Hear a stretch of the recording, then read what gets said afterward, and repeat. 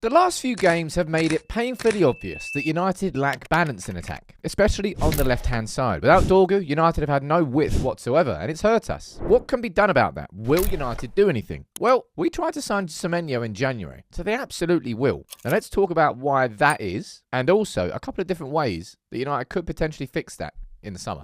So no Manchester United in action this weekend, but I'll tell you what, it gives us a little bit of an opportunity to have a conversation about planning, about looking further forward. And I want to speak about Manchester United's attack, which is significantly better than it was last year, but isn't complete yet.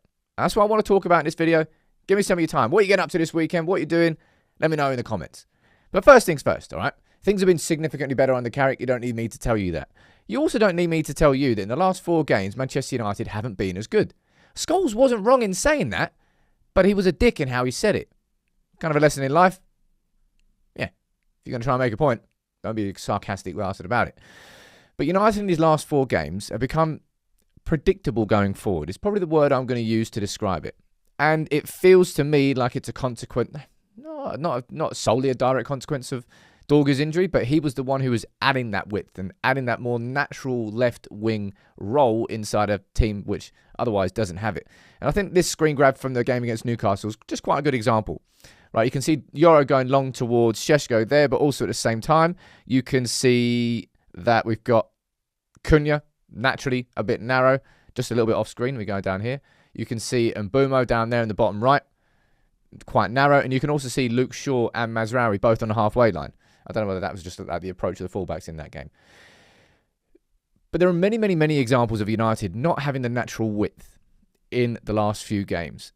And it's kind of why United went after Semenyo in January. Would I put this down as a priority? Not in any way, shape or form, and that's going to be a key theme throughout this video. It's not a priority to sign this position, but it's probably something that we need in order to complete our attack, especially if something happens next season, which we all want to, Champions League. But the club clearly knows this is an issue inside the squad. That's why we went after Semenyo. Even though it wasn't a priority, it was a market opportunity, etc., etc. Because we all know Cunha is a great player, but we all know that Cunha is going to cut inside. We all know that Mbumo is a great player. But Mbumo, that little left wing experiment, I did not like that at all. He's not in form right now compared to the form he was earlier this season. But don't play him on the left. That was just a square peg, round hole. And here's the kicker, right? Because I can speak about the problems and the flaws I've got in the squad, but there's not 1% of me that looks at this and goes, I wish we didn't get rid of Anthony. I wish we didn't get rid of Garnacho. I wish we didn't get rid of Rashford. Or I wish we didn't get rid of... All 4 of them had to leave. All 4 of them were correct decisions. But it's left us in a little bit of a crossroads with this particular part of our attack. Because as I said, our attack is significantly better than it was last year. Šeško and the goals that he's bringing. Cunha and the goals that he's bringing. And Mbumo and the goals that he's bringing. But because we got rid of effectively all the players there who bring natural width to the game, maybe not so much Sancho, but Anthony, Garnacho and Rashford, we're kind of like touchline wingers. We kind of got rid of them from the squad. So that's why there's a bit of a hole in the squad for that role. I wouldn't want any of them back. But this is why United, went off. And look, I don't even consider Semenyo a touchline winger. Not in the sense of a couple of players I'm about to speak about. But I think he would have been a great addition. I think he has been a great addition to City. It's not a surprise to see what he scored 7 goals since he joined in January. Elite, top level, Premier League proven, ready, established goal scorer. That's what he was. That's why United went after him. But of course, the kicker for United this year, and you're going to hear me say this on the channel so much, you might get bored of it until we know the answer to it. But the solutions that are in front of United, two different types. One you can afford with Champions League football, one you cannot afford. No, I didn't say that right. There are different solutions whether or not we get into the Champions League. Same conversation exists, I would probably say, around Elliot Anderson, because we know City are going to go big for him. We know City are going to offer him nuts wages. Remember the Mark Gahey one? Oh, he's only 20 million. Yeah, you're paying him like 300 odd grand a week, lads, as a centre-back. No wonder you were able to sign him. But if United get into the Champions League, more doors are open. The budgets do increase. Now, there's actually 2 ways to kind of approach this problem on the left.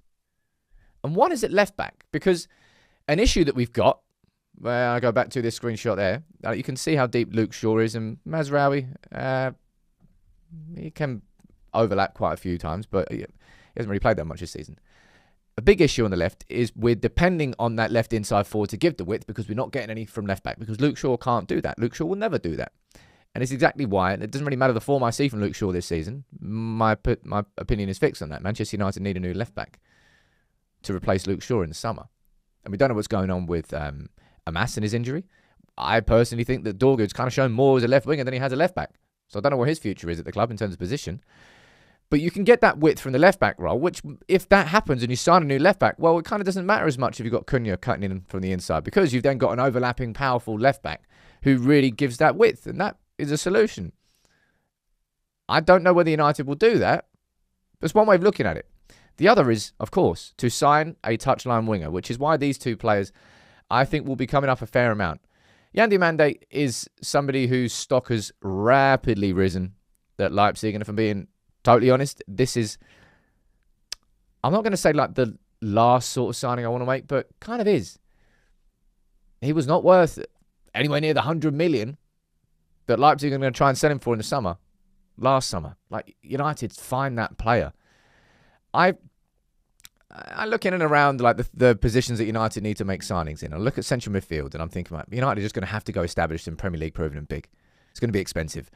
I look at this potential left wing role and I'm saying there must be somebody in world football in the region of 20 to 30 to 40 million. Might not be in one of these established elite top 5 leagues, or maybe in the top 5 leagues, but not somebody like Diamande or not somebody like Iliman Ndiaye, who again would be an excellent option there.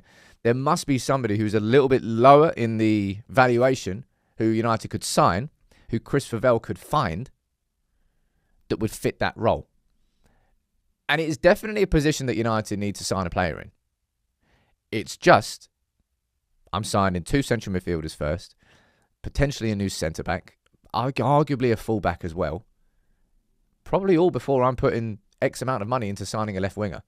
And especially if you're talking about this sort of level of left winger, where you're going to be like in the Cunha and Bumo, probably plus price tags. But United definitely need one. It's why we went after Semenyo. And I don't think it's a problem that Carrick's dealing with right now. But also, it's kind of because this United squad is a bit of a halfway house. We definitely improved our attack, but we narrowed our game because of... I don't think it was just because of Ruben Amorim, because I actually don't think we've made signings for Ruben Amorim. I think that's kind of part of the problem why he left. I think we're making signings for the club, but we need to replace some of this width that we let go, correctly let go, and we haven't done that yet.